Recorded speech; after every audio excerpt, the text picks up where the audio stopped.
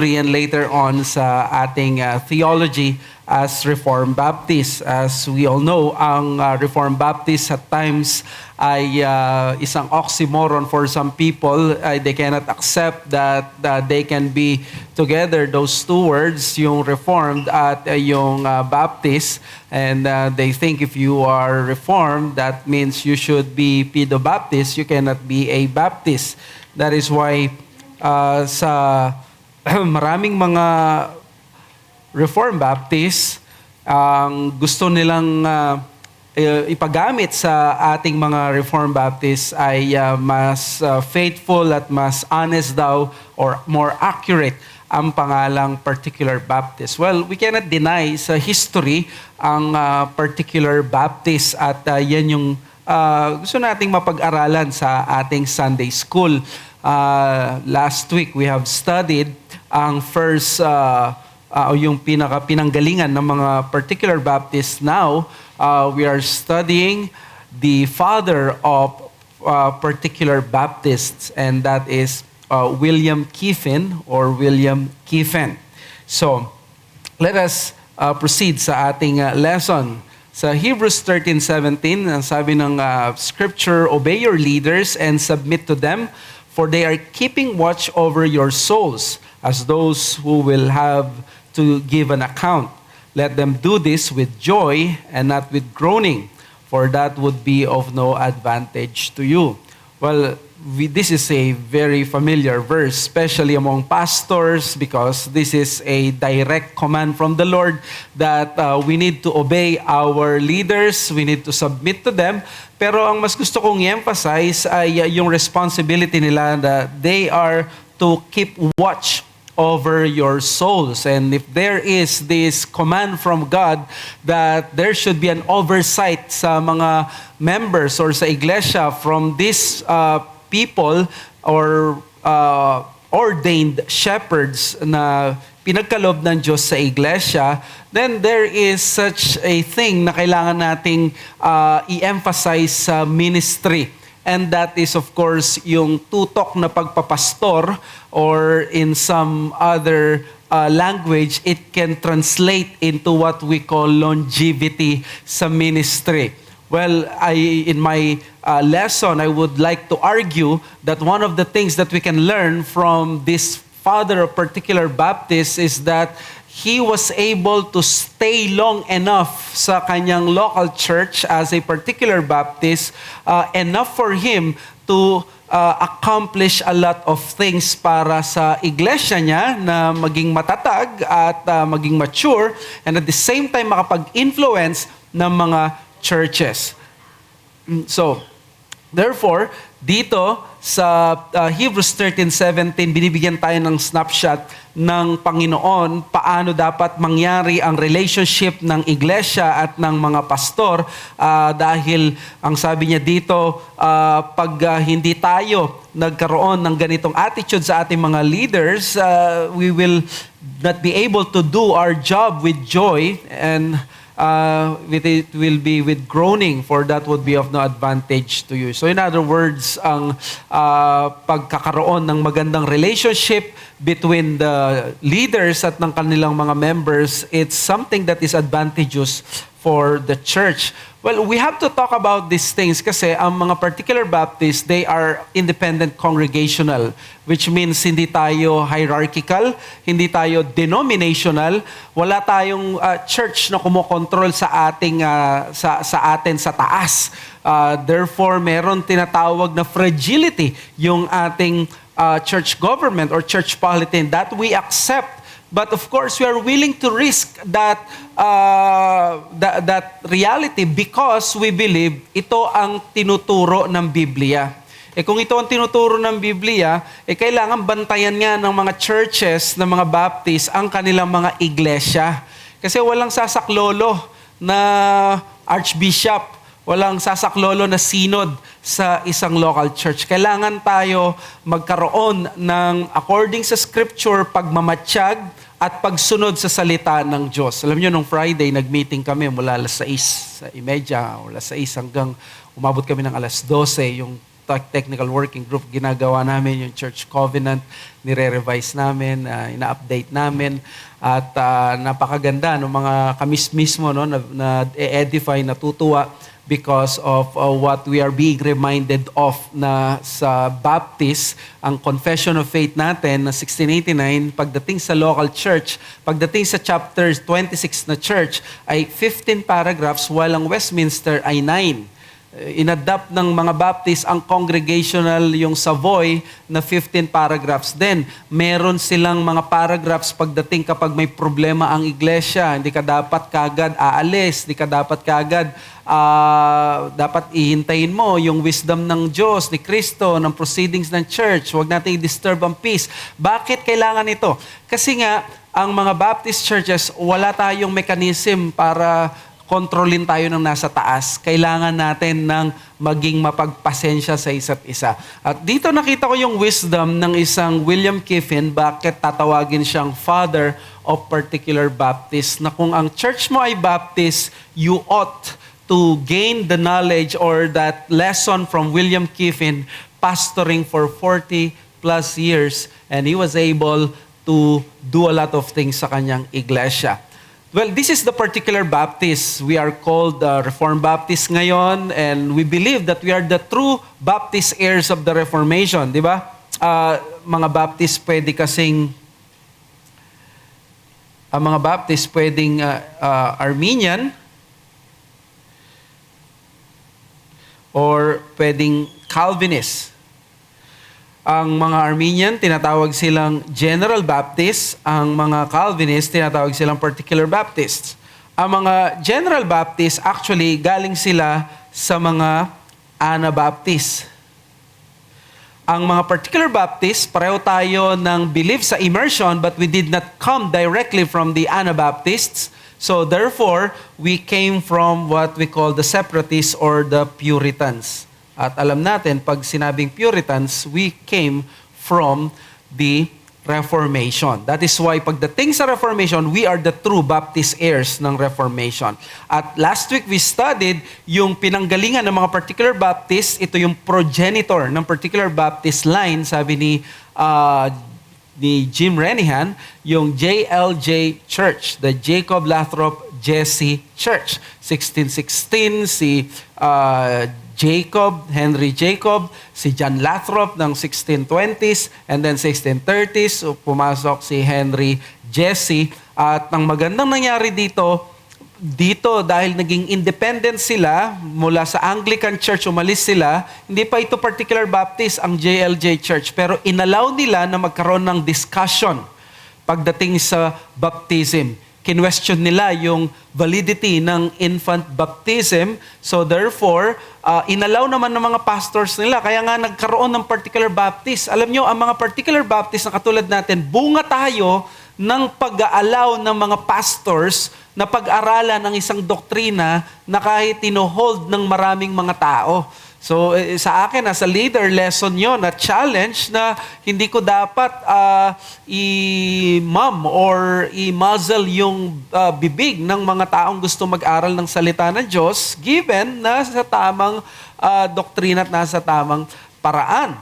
So, si John Spilsbury ang isa sa mga breakaway or umalis sa JLJ Church dahil sa issue ng immersion baptism or yung believer baptism. Ang problema, ang magandang bagay kay John Spilsbury, hindi siya umalis nang may samaan sila ng loob. In fact, nung nakapag-establish na siya ng church, na Spilsbury Church, ay doon sa Wapping, London, sa Wapping, England, actually nag-joint worship pa rin sila with the JLJ Church. So, tinanggap yon ng JLJ Church. After all, masaya ang JLJ Church na maghati-hati tayo kasi masakit na sa mata ng mga tao. Hindi pwedeng dumami sila dahil mape-persecute sila lalo.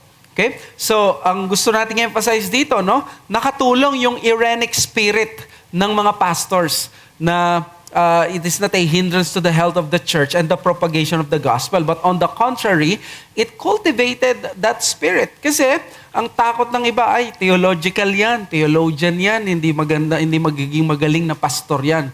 ang mga tunay na mga mabubuti at magagaling na pastor ay mga theologian. At ang mga magagaling na mga theologian ay pastoral.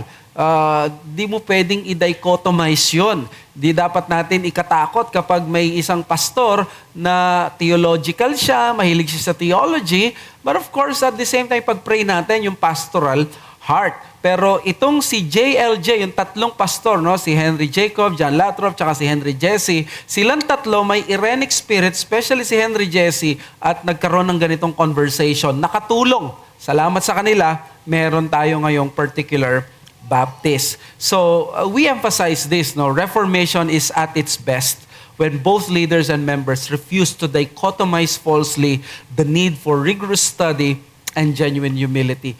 Alam natin, ang Reformation, attractive siya sa mga nerds, sa mga smart people. It allows us, it encourages us to think. So, ang Reformation is actually pwede maging intellectual exercise lang. Kaya temptation sa atin na mag-pursue ng study without the heart. But you see, ang problema naman ay because ang maraming mga pastors nakikita nila yon, so nangyayari ay dinedichotomize na, nagkakaroon na ng false dichotomy na kapag ikaw ay mahilig mag-aral, ikaw ay walang humility. Walang ganon. Dapat i-encourage natin bawat ang dalawang ito. Let us encourage ang rigorous study at yung genuine humility. Yan ang pag pinagsama yan sa isang Reformed Baptist Church, malaki at malayo ang mararating ng local church na yan. Because alam natin, no, ang isang Reformed Baptist Church, independent, meron siyang congregational consent, so mahalaga yung kumpas ng pastor, ng mga pastors. Mahalaga yung leadership nila. At kapag sila ay makikitaan ng pagmamalaki, pagmamataas, kayabangan, hindi makakausad ng maayos ang iglesia, lalo na sa mga reforms. No? Kapag naman tamad tayo sa pag-aaral, pwede nating lokohin ang sarili natin or i-convince sa sarili natin. No? Masisipag naman tayo sa mahal natin ng Panginoon. Akala natin, nagre-reform tayo ng pero hindi rin tayo masyado nakakausad kasi ang knowledge of God is actually studying the mind of God. It is actually, sabi ng is the beauty of holiness. We cannot be holy without the true knowledge of God. So we have to maximize both. And we have to be supportive sa ganitong bagay. At dahil nga, dyan ipinanganak ang Reformed Baptist or particular Baptist. Now, gusto ko lang i-emphasize na dito sa ating section na ito that actually it is Kiffin at Bunyan ang magiging point person natin pagdating sa particular Baptist history. Ang pinaka-famous na particular Baptist or Calvinistic Baptist noong 1600s ay si John Bunyan. He's the most famous. After all, ang kanyang The Pilgrim's Progress is the number 2 bestseller after the Bible na literature. So therefore, maraming expectation. Nung ako'y bagong Christian, narinig ko yung Pilgrim's Progress, I was so proud I'm a Baptist because si John Bunyan ay Baptist and I thought he was really a good theologian.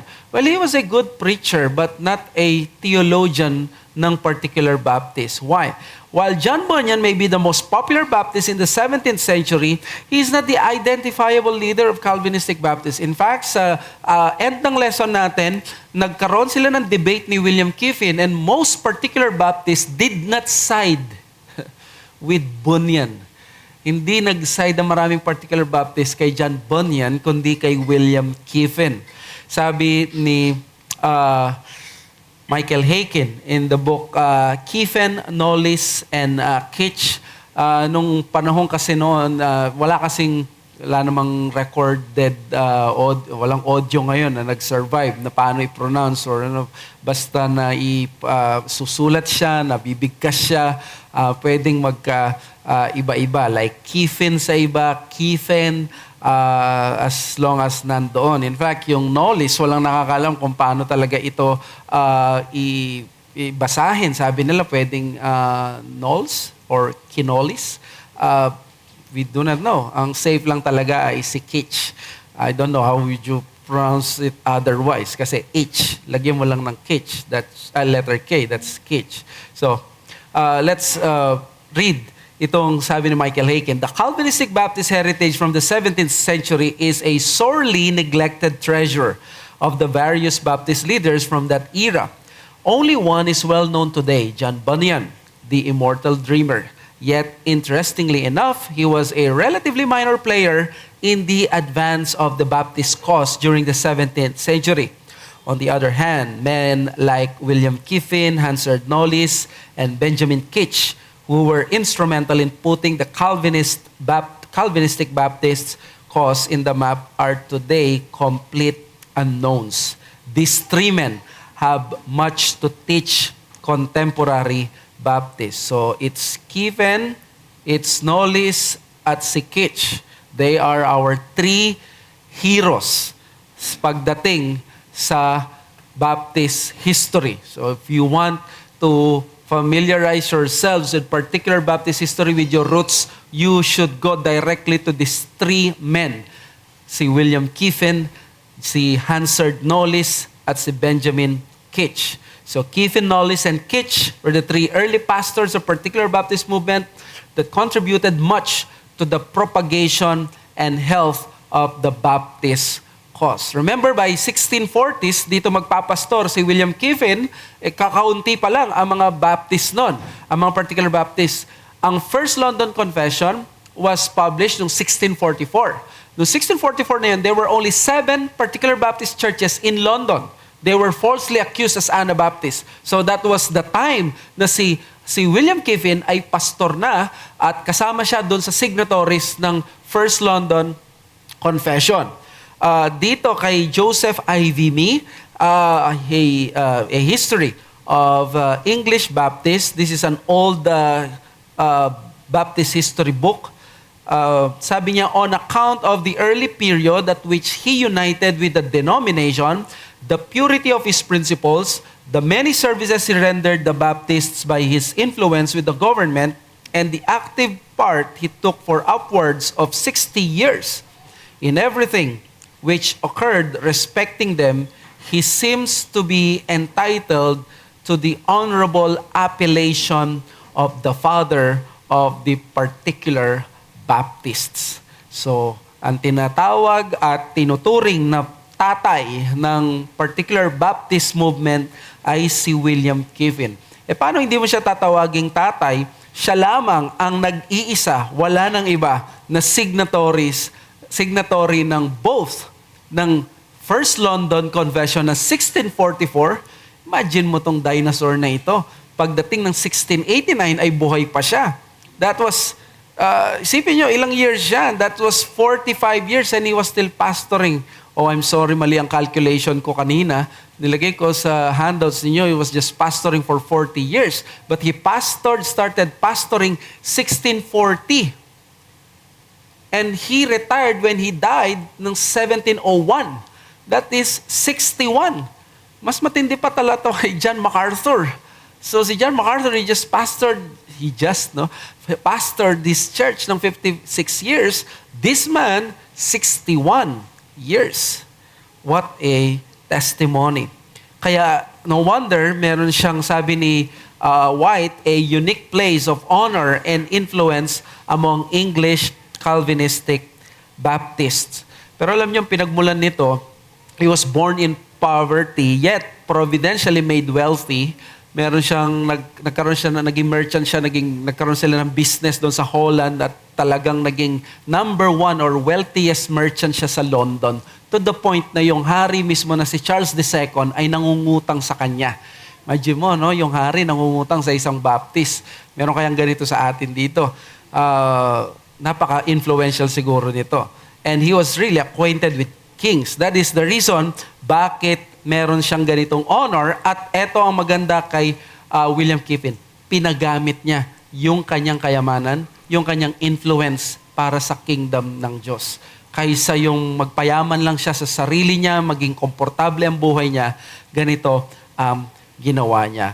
Now, there are only two, by the way, Kiffin uses godly piety and material resources to further the cause of the particular Baptist. Makikita nyo to, no, sa history. Hindi kalooban ng Diyos na yumaman ang lahat ng Kristiyano, or else that is prosperity gospel movement, di ba? Pero you see, meron iilan sa atin na inordain ng Diyos na bigyan ng extra na pagpapala. And you know what? Ito yung ginagamit kadalasan ng Diyos para i-further niya yung causes niya sa ministry at sa kingdom. For example, sa Amerika, yung mga pangalan ng mga universities dyan, they were first Protestant colleges aimed to train the pastors of the Protestants na nagpumapasok sa ministry. Later on, naging Princeton University. Later on, naging Yale University. These are Protestants university. Napakadalang lang ng Catholic University doon sa Amerika because galing yan sa UK ang ganong culture na merong Cambridge at Oxford. So these were all institution at yung mga Harvard, mga Yale, these are apelyido ng mga mayayamang Kristiyano na nag-donate ng lupa, ng kanilang mga properties, ng kanilang mga ari-arian for the cause of educating the next generation. Yan ang ginagawa ng Panginoon kahit noon pa. Kaya tingnan natin ang buhay ni William Kiffin. Si William Kiffin, isa sa kanyang strength ay yung kanyang buhay ng pananampalataya. He was such a man of integrity. Kiffin was born in 1616. Noong 1616, pinanganak pa lang siya, pero dito na nagsimula yung JLJ Church, di ba? Yung si Henry Jacob, sinimulan niya yung kanyang congregation 1616. That was just the time na ipinanganak itong si Kiffin. That was just 5 years after the King James Version ay lumabas. So, kung magpapastor siya ng 1640, ilang taon siya noon? 24? So, ganito siya kabata. At at the age of 9, nawala na yung kanyang mga magulang. So parang si Bruce Wayne. At 15, his guardians put him out to apprentice to a mean calling. And while escaping, tumakas siya, narinig niya ang sermon ni Puritan Thomas Foxley at nagpipreach siya about doon sa duty of servants to masters. So nung tumakas siya at the age of 15 sa kanyang mahirap na trabaho as an apprentice, na-convict siya doon sa sermon ni Thomas Foxley, bumalik siya. So nagkaroon ng change of heart at dito nagsimula na siyang makinig ng mga sermons primarily sa mga Puritan ministers. Ang una na dito ay si John Davenport. And probably si John Davenport ay instrumental sa conversion ni Kiffin.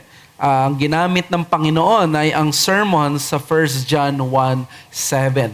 Alam nyo, tingnan nyo yung mga Puritans noon. Sila ay nako-convert through sermons at napakahalaga na nandoon yung text. Yung text mismo ang pinagkakapitan. Di ba? That is how Martin Luther was converted by reading Romans 1:17.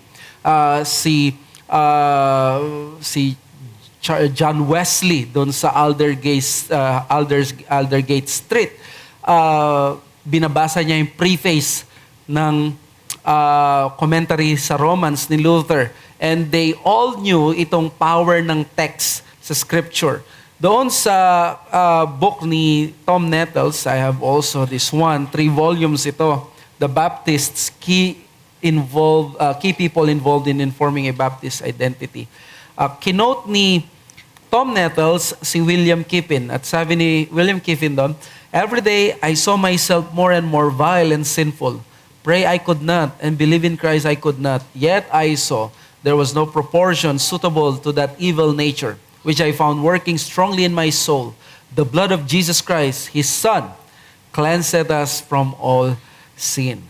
So, kita mo dito yung work ng Spirit sa puso nitong si William Kiffin. Nakita niya unti-unti yung kanyang vileness, yung kanyang sinfulness, at nakita niya walang ibang makakapaglinis ng kanyang kasalanan except the blood of the Lord Jesus Christ. Doon naman si Barry White, doon sa Baptist History and Heritage, sinabi ni Barry White, kinwento rin niya yung si William Kiffin. Sabi daw ni William Kiffin, I thought I felt my heart greatly close with the riches and freeness of grace which God held forth to sinners in Jesus Christ. I found my fears vanish and my heart was filled with love to Jesus Christ. Mga kapatid, bakit ko to nilagay sa lesson natin? Para makita nyo kung paano magbigay ng testimonies ang mga Puritans, paano sila na-convert. Hindi nila masyadong sinasabi yung mga external lamang na yung mga usual na tinanggap ko si Christ sa heart ko, which is not bad, pero ang emphasis nila doon yung kanilang relationship sa law of God, sa holiness of God, at doon sa grace or sa gospel ng Panginoon. Dinidescribe nila yung experience na yon. So, we hope na sa ating mga testimonies, whether member ka na, pag-testify ka sa isang event, or kwento mo sa iyong kaibigan, paano ka naligtas, ito yung maganda na paraan ng pagte-testify natin. No? Banggitin natin yung ating relationship sa law, sa Panginoong Hesus, sa grace, at ano yung ginawa natin doon. Did we embrace it? Did we really feel it in our hearts? So, now, si William Kiffin ay katulad lang nating ordinaryong batang Kristiyano na akala mo excited ka after that, di ba? Gusto mo, Lunes pa lang, Sunday na agad. Talagang parang walang humpay ang kabanalan. So you think it will always be a victorious Christian journey. But you see, dito siya magugulat. Later on, si William Kiffin, he would enter a dark night of the soul and felt the motions of sin to revive with greater strength than ever. And this is true. Sa mga matagal ng Kristiyano or after some time na na-convert ka, akala mo patay na yon, then later on, it will come back and then parang mas malakas ang hatak niya ngayon. It is because yun pala nanghihina ka na at ang temptation at yung attraction ng sin ay parang nararamdaman mo yung mas malakas niyang pull. So, salamat sa Diyos, merong sermon from Louis de Moulin and gave William Kiffin a more profound understanding of the saint's struggle with sin. At doon, na-realize niya,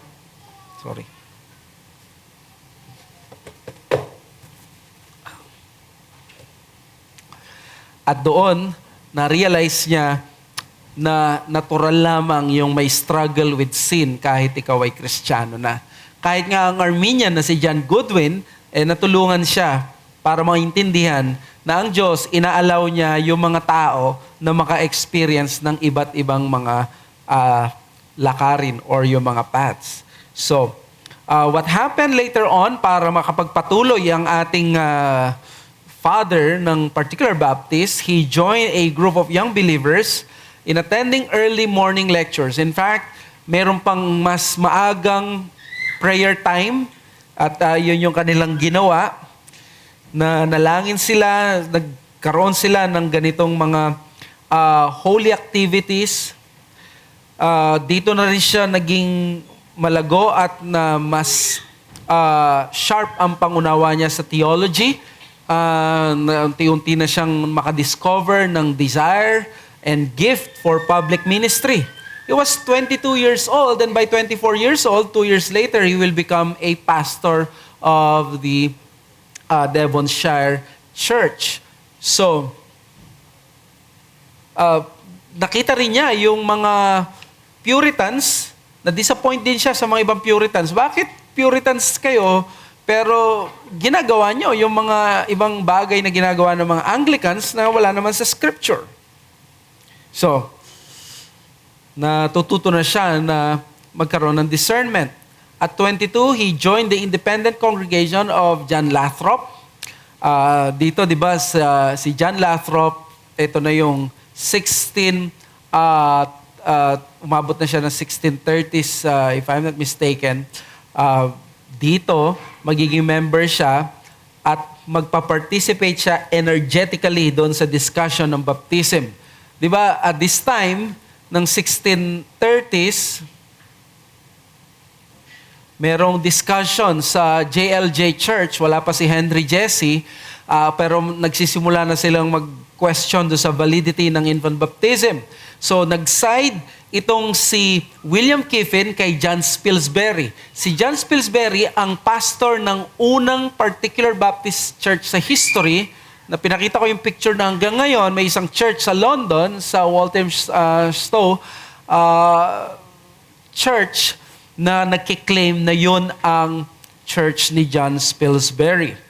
So, in 1640, at 24 years of age, sumama yung ibang mga kapatiran sa kanya, and they established Devonshire Square and became its pastor until his death in 1701 at the age of 86. So, this is 61 years of pastoring. Imagine mo ito, 61 years. At dami ng mga naging members, pero yung pastor nandun pa rin. Pero syempre, hindi lang siya nag-iisa. May mga co-laborers siya. During this time, si Thomas Patient, si Daniel Dyke, si Richard Adams.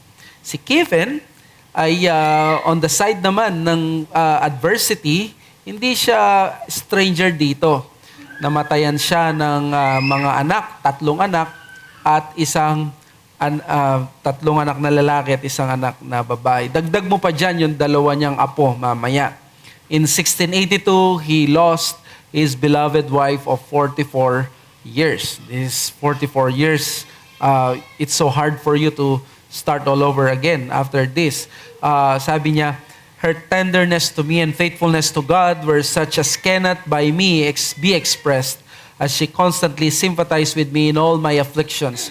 I can truly say, I never heard her utter the least discontent under all the various providences that attended either me or her. She eyed the hand of God in all our sorrows, so as constantly to encourage me in the ways of God. Her death was the greatest sorrow to me I ever met in the world. So, you see, dito mabibless ka kung paano i-handle ng mga early Christians ang kanilang sorrows, di ba? Makita ninyo, sabi niya, ang asawa niya mismo kahit sa nanghihina na yung katawan niya, at saka nung nakasama niya, he never heard her utter the least discontent. Nandun yung thankfulness. Kung kailan mas maging magaan ang buhay natin, sinong palagay niyong mas mareklamong generation? Yung most blessed generation. We are the most blessed. We are the most advantageous. We are the most technologically advanced generation. We are the generation with planes. We can travel. Yet, we are also the most the notable and notorious in grumbling sa ating situation. Not only that, in 1685, kahit marami siyang pera, hindi niya kayang isalvage ang kanyang grandsons na si Benjamin at si William. Imagine mo yung magkapatid na to, mga apo niya, I don't know how to pronounce this, yung kanyang apelyido, but they supported yung rebellion ng Protestant Monmouth against the Roman Catholic James II. And it severely injured Kiffin. Isipin mo, mapugutan yung mga anak, apo mo, makita mong ganun, talagang masasaktan ka, mahihirapan ka. So this was 1685. Hindi pa dumating ang revolution by this time, di ba? Yung Glorious Revolution, 1688. Kaya nga pagdating ng 1689, legal na yung document, lalabas na yung sa 1689, Confession of Faith. Illegal pa kasi noon dahil doon sa law of conformity. Kaya may persecution. Kaya yung 1688 na Glorious Revolution, doon lumabas si William of Orange at yun yung nagtumulong sa England, and then 1 year later lumabas ang 1689. So to his children and grandchildren, Kiffin expressed his desire for their earnest pursuit of a knowledge of Jesus Christ. Bilang isang mabuting tatay at lolo, ang naging gusto niyang pamana ay ang karunungan ng Panginoong Jesus. Sabi niya about sa kanyang mga apo at anak, Oh, let not that which your father hath received as a mercy from God be so used that at last it may prove a curse to you. I have often prayed that you may have another portion than a portion, and that your younger years may be spent in looking after the one thing needful.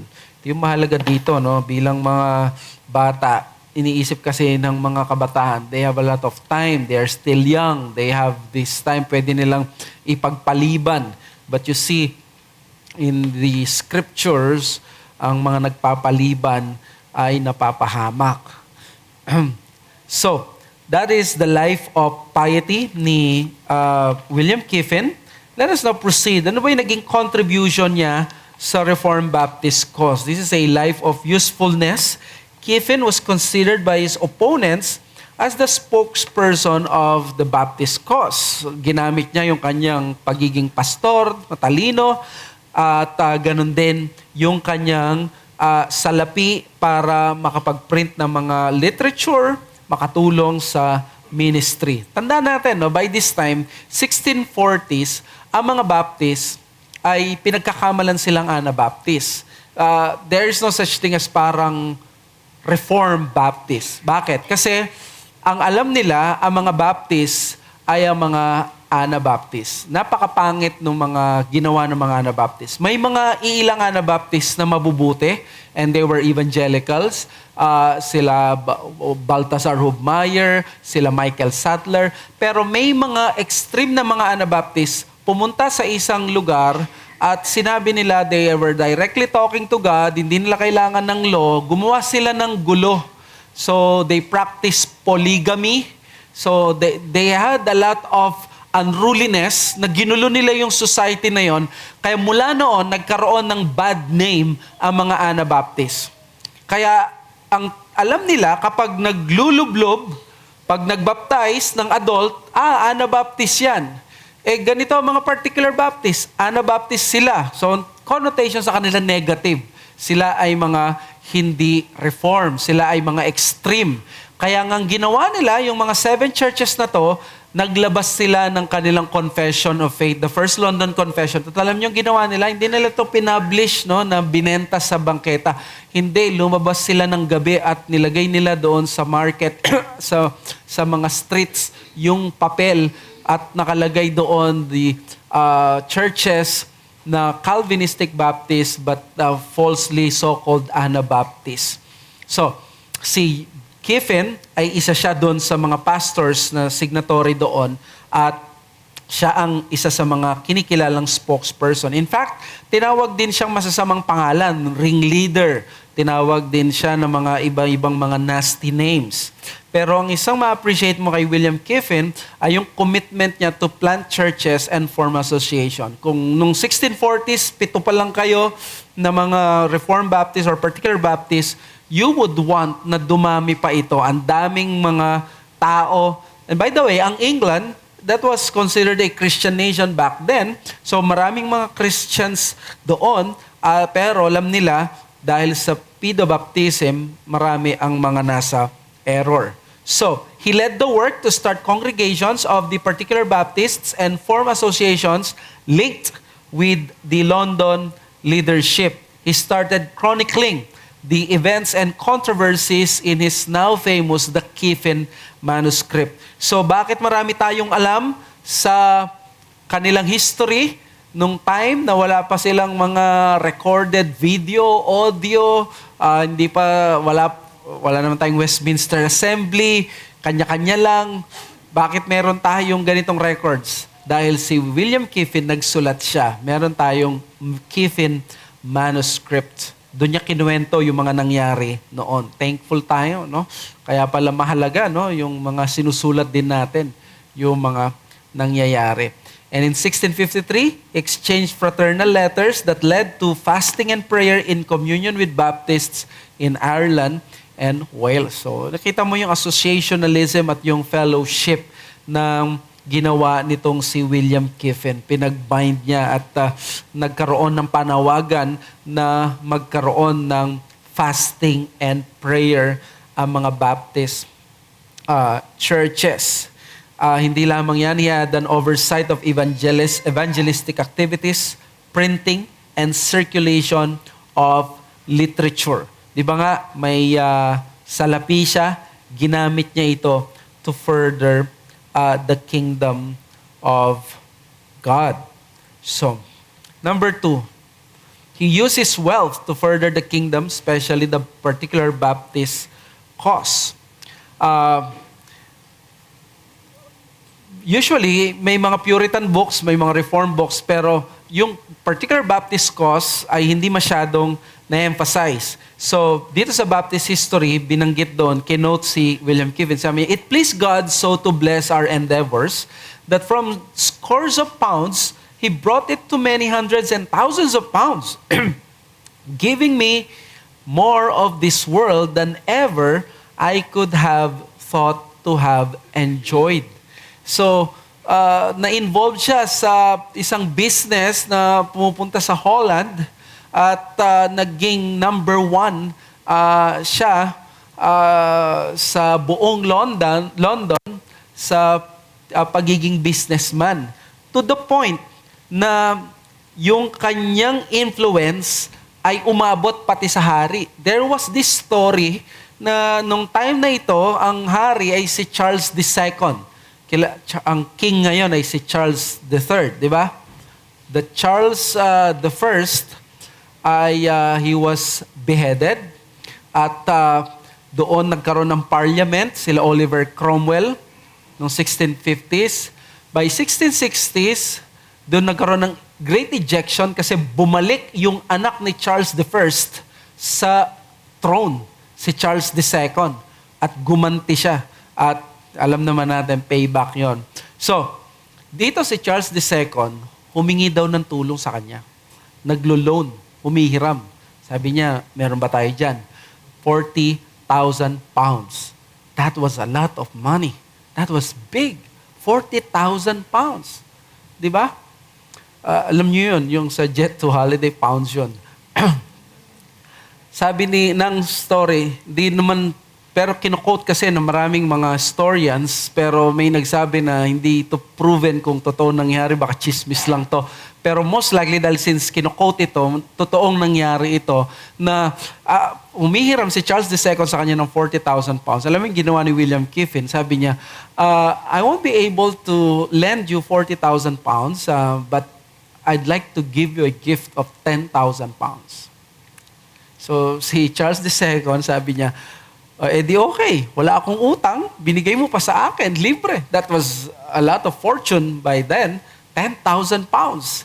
So, tinanong siya ng mga tao, sabi niya, di ka ba na noon? Hindi, naglo-loan nga yung hari, babalik naman sa iyo. Bakit binigay mo 10,000 at hindi mo pinautang? Sabi niya, hindi, masaya nga ako. Nakatipid ako ng 30,000 pounds. Because alam niya, hindi raw siya babayaran ni Charles II. Hindi naman friendly yon sa mga Puritans or sa mga independents. In fact, lagi silang nape-persecute. Pero, ang magandang ginawa nitong si William Kiffin, this success allowed Kiffin to work as pastor unconcerned from worldly support. Di ba kapag nasa Anglican Church ka, pag Anglican Church kasi, ang nagpa-fund ng Anglican ministry is the King's Treasury. So nagpapasweldo sa kanila ay yung pera ng bayan, ng hari. So that pag ikaw ay nasa Anglican Church, susunod ka talaga sa kanila. Kaya nga nung nagkaroon ng Great Ejection na 1662, ang naging problema ng maraming mga Puritans, marami silang mga anak. Minsan may mga 12 silang anak, paano nila pakakainin yon? Kaya temptation na hindi namin pwedeng iwanan ng trabaho namin dito, anong kakainin ng mga ito. So, itong mga Baptists, independents, walang support ang mga to. Persecuted pa sila. Persecuted sila ng mga Presbyterians or ng mga independents, na mga Puritans sa PWBAP. Persecuted sila ng mga nasa established church. Kaya nga mga Baptist, mapansin nyo, walang mga buildings. Nakakita na ba kayo ng Baptist Cathedral? Wala. Sa Santo Tomas Reformed Baptist Church lang, kina Pastor Willie Obrador, parang cathedral yung church nila. Pero wala tayong cathedral. Why? Because of our doctrine ng autonomy of the local church.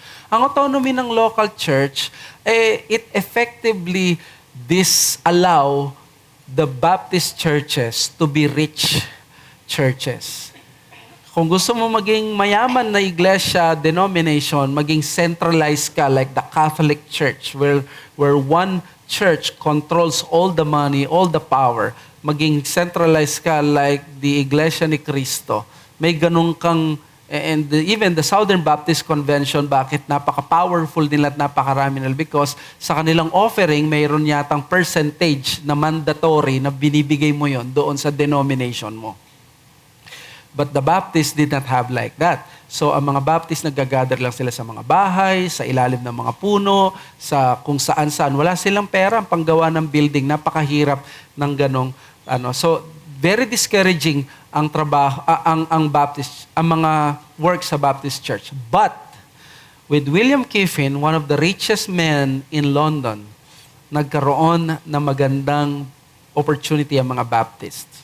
Nakapagtrabaho siya as a pastor na unconcerned from worldly support at hindi lang yon, na minimize ang persecutions. Because paano may persecute ang isa sa pinakamayaman sa London, inuutangan nga ng hari. At nag-benefit dito, hindi lang ang mga particular Baptists and even the general Baptists, ng mga Armenian Baptists. So, his leadership of course, made him the perennial target of the enemies of non-conformists. Pero syempre, may mga ilan na hindi nila gusto ang ginagawa niya na nagmamatigas siya, so nagiging kalaban siya. Number 3, he defended strict communion membership against Bunyan's open membership. Alam naman natin to. Ito ang pinaka-theological work niya, and this was the most important one. In fact, for me, ito yung isa sa pinakamahalaga niyang legacies. Dinefend niya kay Bunyan ang strict membership. Tanda natin, hindi lang ito Lord's Supper na ang ilalagay lang, isasama lang natin sa Lord's Supper ay mga baptized Christians. Ang issue din is membership. Open membership. Walang system na mag-enforce doon sa strict regenerate membership ng iglesia. At yun yung ginawa ni John Bunyan. Inalaw niya yung open membership. Open. Kahit sino. Now, dito sa kanyang A Sober Discourse of Right Church Communion, di ko na ilagay dyan, sabi niya ni Kiffin, I use all endeavors both by converse with such as were able and also by diligently searching the scriptures with earnest desires of God, that I might be directed in a right of worship, and after some time concluded that the safest way was to follow the footsteps of the flock, namely, that order laid down by Christ and His apostles and practiced by the primitive Christians in their times, which I found to be that after conversion, they were baptized, added to the church, and continued in the apostles' doctrine. So, in-emphasize niya, baptized Christian. So, pag ikaw ay Pedo-Baptist, we do not demonize you, we do not question your salvation, but you cannot partake of the Lord's Supper sa isang Baptist church. And ang nakakagulat dito, mas sinundan siya ng most particular Baptist kaysa si John Bunyan. Despite ng kanyang popularity. Sikat siya, star, rock star itong si John Bunyan, pero hindi siya sinunod ng maraming mga particular Baptist sa position nila. Now let's make some applications here. Number 1, di natin natuloy ito last week, pero connected pa rin kay William Kiffin because part siya ng group na umalis at ipinagtanggol ang believer's baptism. Sabi doon, believer's baptism matures with strength and speed in a particular Baptist congregational environment. Di ba kung maalala nyo, ang JLJ Church, inalaw nilang pag-usapan ang doktrinang ito. In other words, the pastors were very willing, na ilaban ito at pag-usapan at kung saan sila darating o hahantong kahit pa ito ay sa una hindi posisyon ng kanilang iglesia as long as nasa bakod ng orthodoxy. Armed with its distinct theology on the nature of the church, only the particular Baptist can assault infant baptism like no other. Totoo ito. Sa isang particular Baptist lang ma-assault ang infant baptism. Why? Because we are not connected to a hierarchical church. Wala tayong archbishop. Walang kumokontrol sa atin kung ano yung tuturo natin. Kung ano makita natin from the scriptures, faithful sa ating confession, we can address it. At ganoon ang nangyari sa JLJ Church. They had some discussion at nung hindi sila nagkasundo, nag-part ways sila at inalaw nila amicably itong mga nag-aral o yung mga may tanong na ito. And with its independent congregationalism, Believers' Baptism thrives continuously and successfully in particular Baptist soil. Dito sa atin mag-flourish yan. So in Kiffin, believer baptism and other particular Baptist distinctives found a courageous champion. Naging champion itong si Kiffin ng mga particular Baptist.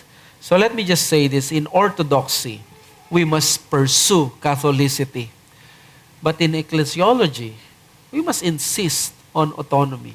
This is the clear teaching ng New Testament, that congregations are able to decide on their own under the lordship of Christ. It is the church that disciplines. It is the church that calls their elders. It is the church ang nagde-decide doon sa mga iba pang mga bagay. So in orthodoxy, yes, let us pursue Catholicity. But in ecclesiology, let us insist on autonomy. And number 2, particular Baptist churches thrive in healthy independency when there are leaders aiming for longevity in ministry and productivity. Alam niyo, kung naging 2 years lang na pastor siya sa London, or let's say 5 years, do you think marami siyang magagawa for the Baptist cause? Ang point dito is that ang mga Baptist churches, walang ano to. Particular Baptist churches, they're very independent na walang isang structure ng hierarchy na magsasurvive ito effectively ng kahit wala siyang pastor ng matagal na panahon.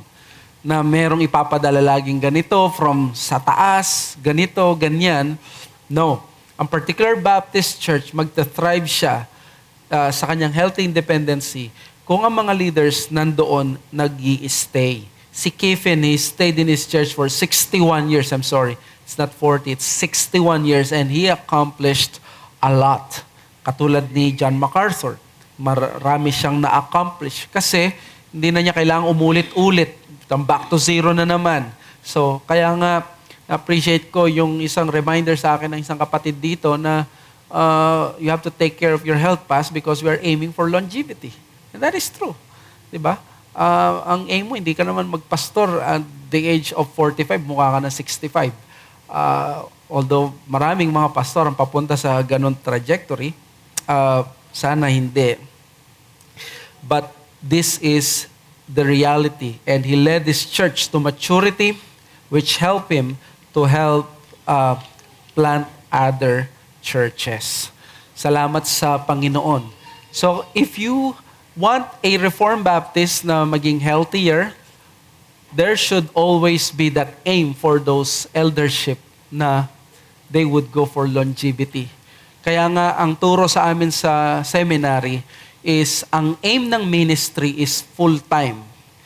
I mean, there is of course bivocational, but that should be temporary. But as long as kaya ng iglesia, you aim for the full-time ministry so that napapangalagaan ang iglesia.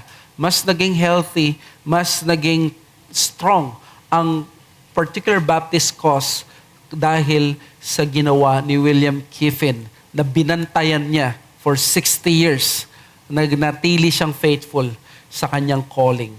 Napakagandang pastotoo na kung mag-stay ka ng 61 years remaining faithful sa iyong calling, look kung ano ang pwedeng magawa ng Diyos sa buhay mo. Let us pray. Father, we thank you sa aming natutunan. Have mercy sa amin na hindi namin makalimutan ang history namin, ang ginawa mo sa kasaysayan, sa particular Baptist. Nawa ay mag-raise ka pa sa amin na maraming William Kiffin na mag-i-stay ng matagal sa isang ministry na alam namin in your providence, may mga inaalis ka, may minumove ka na mga nililipat mong mga kapatiran. Pero Lord, we pray na mga churches namin ay mag-mature, maging strong. And for that, we want a minister and a ministry that would be there for long and will stay longer. Salamat, Panginoon, sa ipinagkaloob niyong katotohanan na ito. At nawa nga, mas lalo kami maging thankful sa aming history. In Jesus' name we pray. Amen. You have some questions?